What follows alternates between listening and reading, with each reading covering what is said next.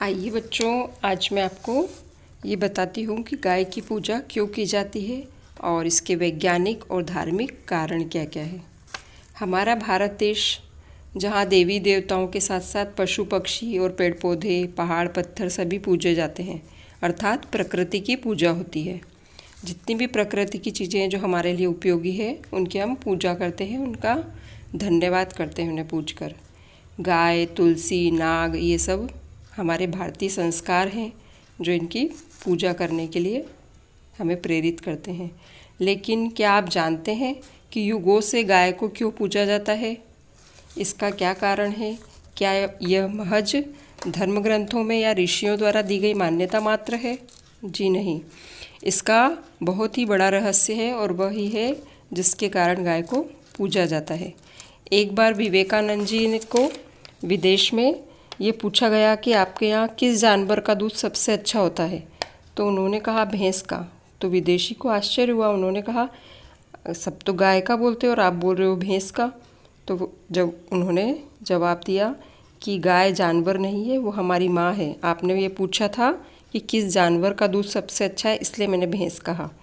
गाय हमारे लिए जानवर नहीं है, हम उसकी पूजा करते हैं और वो हमारी माँ है। इस तरह से उत्तर से विदेशी बहुत प्रभावित हुए और फिर उन्होंने उसको समझाया कि क्यों हम माँ बोलते हैं। मनुष्य को गाय का सदा आभारी होना चाहिए, क्योंकि जो गाय होती है, गाय में भी देसी गाय, जो आजकल हाइब्रिड गाय होती है वो नहीं, है ना। जो हमारे यहाँ की देसी गाय है वह बहुत ही उपयोगी है। उसकी एक एक वस्तु, मतलब वो मर जाती है तब भी और जिंदी है तब भी, उसकी हर चीज़ हमारे लिए उपयोगी है। हमारे व पृथ्वी के लिए तो गाय भी पृथ्वी की माँ है। मतलब हम धरती माँ को धरती माँ बोलते हैं, लेकिन गाय तो धरती माँ की भी माँ है, क्योंकि जो हमें फल फूल, अन्न, भोजन के लिए, है ना, और सांस के लिए ऑक्सीजन, हीरे जवाहरात, जितनी भी चीज़ें मिलती है वो हमें कहाँ से मिलती है? पृथ्वी से है। और पृथ्वी में जो उर्वरक क्षमता होती है उसी के कारण हमें ये सब प्राप्त होता है। यदि उर्वरक क्षमता खत्म हो जाएगी तो हम क्या भोजन खाएंगे और हमारा शरीर कैसे बढ़ेगा? हमारा शरीर वैसे ही बनता है जैसा हम भोजन खाते हैं। इसलिए कहा जाता है कि जैसे जैसे सतयुग जा रहा है और कलयुग आ रहा है, वैसे वैसे धरती बंजर होती जा रही है, क्योंकि गाय की कमी होती जा रही है। और इंसान की जो लंबाई थी वो कम से कम 32 फीट की थी सतयुग में, और आज इंसान 5 से 6 फुट का रह गया है ना। और धीरे धीरे ऐसा है कि जैसे जैसे धरती बंजर होगी वैसे वैसे मनुष्य और बोना होता जाएगा, क्योंकि वृद्धि नहीं होगी, पोषण नहीं मिलेगा हमारे शरीर को। इसी तरह से पेड़ पौधे भी नहीं हो पाएंगे और हमें खाने के लिए भी नहीं मिलेगा। धीरे धीरे ये पृथ्वी पूरी नष्ट हो जाएगी। इसलिए गाय को बचाने के लिए कहा जाता है। कोई धार्मिक कारण इसको न माने, बल्कि गाय हमारे सभी मनुष्य मात्र के लिए उपयोगी है, ये जाने। और मनुष्य यदि गाय को मारता है तो वो अपने पैरों पे स्वयं कुल्हाड़ी मार रहा है। अगर पृथ्वी पर गाय नहीं होगी तो हमारा भी अस्तित्व नहीं होगा, क्योंकि हम गाय की पूजा करते हैं ताकि हम ये मान सकें कि इसे सुरक्षित रखना है। ये सुरक्षित नहीं रहेगी तो हम जी नहीं पाएंगे, है ना। गाय का गोबर, गाय का मूत्र, मनुष्य जो भी लाभ प्राप्त कर सकता है वो सब प्राप्त गाय से कर सकता है। गाय ऑक्सीजन छोड़ती है, जिस तरह से पीपल का वृक्ष ऑक्सीजन छोड़ता है, बाकी सभी जीव जंतु पेड़ पौधे कार्बन डाइऑक्साइड छोड़ते हैं। सिर्फ गाय और पीपल ऐसे हैं जो कि ऑक्सीजन छोड़ते हैं। जब गाय घर के आंगन में बंधी होती है तो वास्तु दोष भी समाप्त होता है, घर में खुशहाली होती है ना। और पृथ्वी की अगर उर्वरता अच्छी बनी रहेगी तो हम सब भी व्यवस्थित रहेंगे, हमारा शरीर भी अच्छा पोषण प्राप्त करेगा।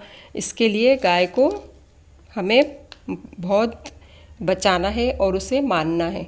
गाय को शुद्ध प्राणी मानने का एकमात्र यह कारण भी है कि गाय का दूध अमृत के समान है। अभी विदेश में यह खोज की जा चुकी है कि कैंसर का कारण है जो हाइब्रिड गाय है, जो जिसको बोलते हैं ना, वो विदेशी गाय जो है वो उसका दूध पीने से वहाँ पे ये पता चला कि सभी को कैंसर हो रहा था। हर घर में 1-2 लोग किसी न किसी गंभीर बीमारी से मर रहे थे। उसका कारण कीटनाशक दवाइयों के साथ साथ दूध भी निकला। और जो देसी गाय होती है उसका दूध में तो स्वर्ण की मात्रा भी होती है और बहुत ज़्यादा लाभकारी होता है।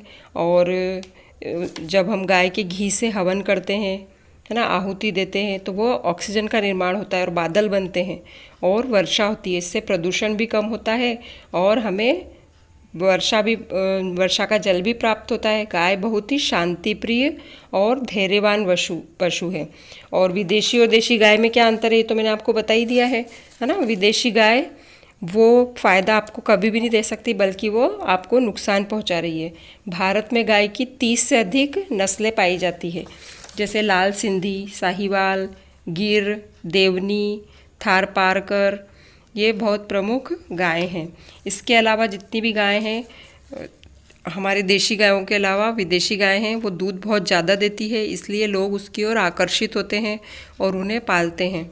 और वो गाय का जो दूध होता है वो जहर के समान है, लेकिन हम लिए जा रहे हैं। हम सोच भी नहीं पा सकते कि देसी गाय हमारी माँ कैसे है, वो हमें किस तरह से पाल रही है, कैसे वो हमारी सब तरह से रक्षा कर रही है।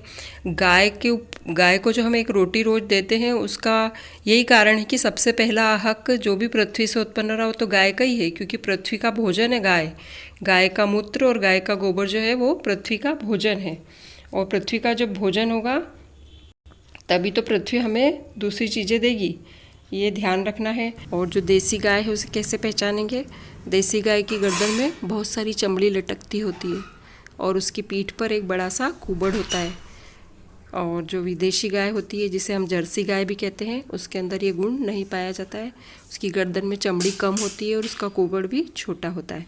इस तरह से हम देसी गाय को पहचान सकते हैं। और वास्तु के हिसाब से गाय की मूर्ति, फोटो ये रखते हैं तो सकारात्मकता बढ़ती है और मन में शांति मिलती है, सहनशीलता होती है, खुशहाली आती है। अगर हम कहीं यात्रा पर जा रहे हों और हमें रास्ते में गाय बछड़े दिख जाते हैं तो उसे बहुत शुभ माना जाता है। हमारी यात्रा भी सफल होती है और जिस पर उद्देश्य से हम यात्रा करते हैं वो भी सफल होता है, उसमें भी हमें सफलता प्राप्त होती है। और करनाल स्थित राष्ट्रीय पशु आनुवंशिक संसाधन ब्यूरो के शोध में देसी गाय के दूध की गुणवत्ता कहीं अधिक है विदेशी गायों की अपेक्षा। विदेशी गायों का दूध तो कैंसर कारक है, परंतु बहुत ज़्यादा दूध देती है, इसके लिए हर कोई घर में उसी को पाल रहा है, जो कि बहुत नुकसानदायक है ना। इसलिए देसी गाय को अपनी माँ समझें या उसे एक आवश्यक पशु समझे। जो समझना चाहें उसे समझ के उसे सुरक्षित रखें, उसे और बढ़ाने के लिए हमें योगदान देना चाहिए, जिससे वह अच्छे से हमारी और हमारी पृथ्वी माता की रक्षा कर सके। इसी के साथ धन्यवाद। आप सब मेरी बात समझ गए होंगे और अब गाय के लिए आपके मन में भी बहुत श्रद्धा होगी और गाय को आप अच्छे से पूजेंगे नहीं तो कम से कम उसे बहुत अच्छे से सहलाएंगे, पुचकारेंगे, प्यार देंगे, ऐसी मेरी आशा है। धन्यवाद।